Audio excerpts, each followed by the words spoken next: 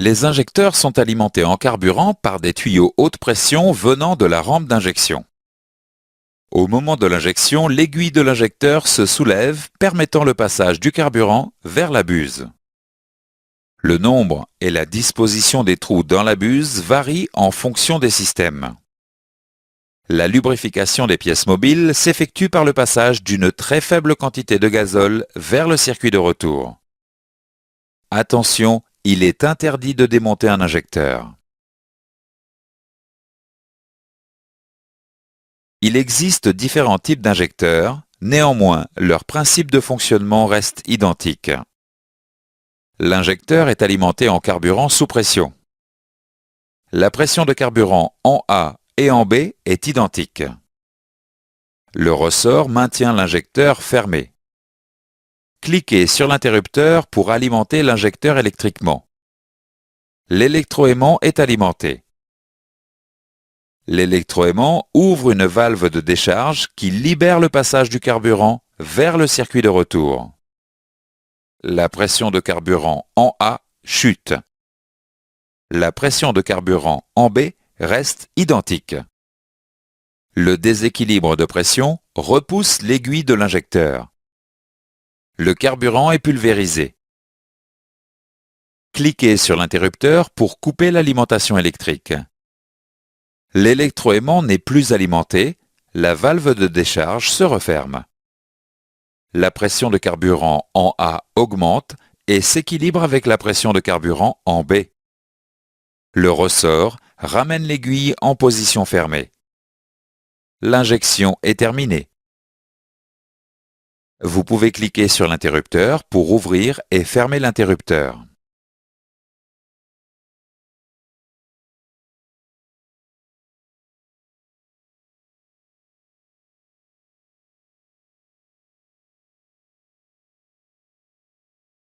Il existe deux types de systèmes de commande par électroaimant. Vous pouvez cliquer sur les deux interrupteurs pour piloter les injecteurs.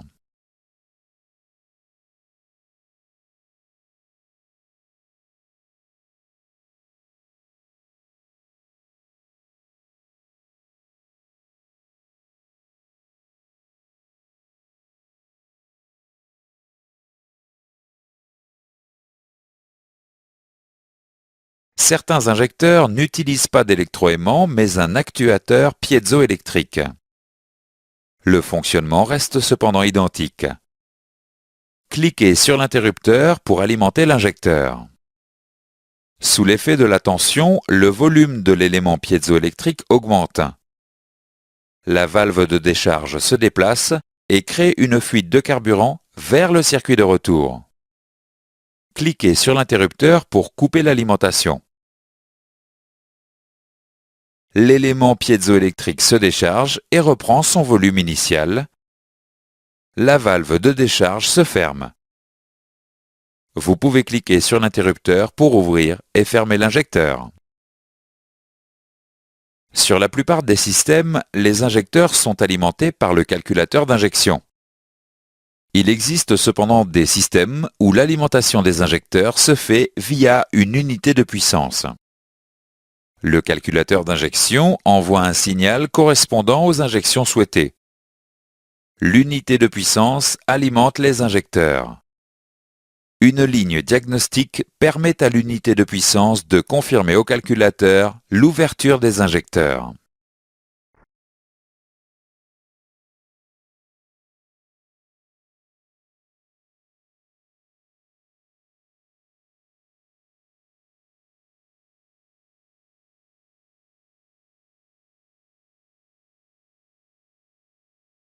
Du fait des dispersions de fabrication, les caractéristiques de débit des injecteurs ne sont pas parfaitement identiques.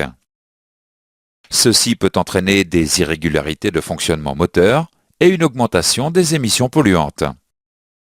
Certains injecteurs reçoivent un code appelé code de calibration. Ce code correspond à l'écart de débit par rapport à un injecteur de référence. Le code de calibration doit être mémorisé dans le calculateur d'injection à l'aide de l'outil de diagnostic. Le calculateur d'injection corrige le temps d'ouverture de l'injecteur en fonction des codes de calibration.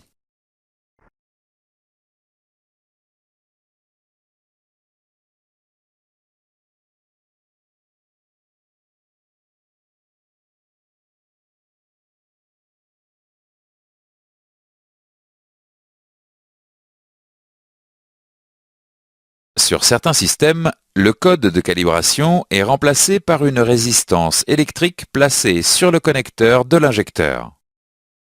Le calculateur lit la valeur de la résistance et applique la correction lors de l'injection.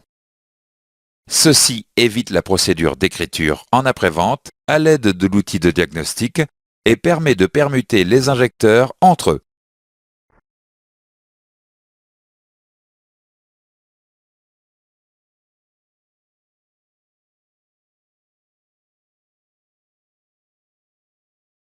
Le circuit de retour des injecteurs peut être équipé d'un venturi. Le venturi est un élément qui facilite l'écoulement du circuit de retour des injecteurs. Cet élément garantit un fonctionnement uniforme des injecteurs. Faisons maintenant quelques exercices avant de continuer. Quelles représentations correspondent aux moyens de correction de débit par rapport à un injecteur de référence? Comment la lubrification des pièces mobiles des injecteurs est-elle effectuée? Quel est le rôle du venturi? Dans ce chapitre, nous avons vu les points suivants. L'ouverture de l'injecteur se fait par le pilotage d'une valve de décharge. Il existe deux types de systèmes de commande par électroaimant. Certains injecteurs n'utilisent pas d'électroaimant mais un actuateur piézoélectrique. Le calculateur d'injection alimente les injecteurs directement ou via une unité de puissance. Le code de calibration doit être mémorisé dans le calculateur d'injection à l'aide de l'outil de diagnostic. Sur certains systèmes, le code de calibration est remplacé par une résistance électrique placée sur le connecteur de l'injecteur. Le venturi est un élément qui facilite l'écoulement du circuit de retour des injecteurs.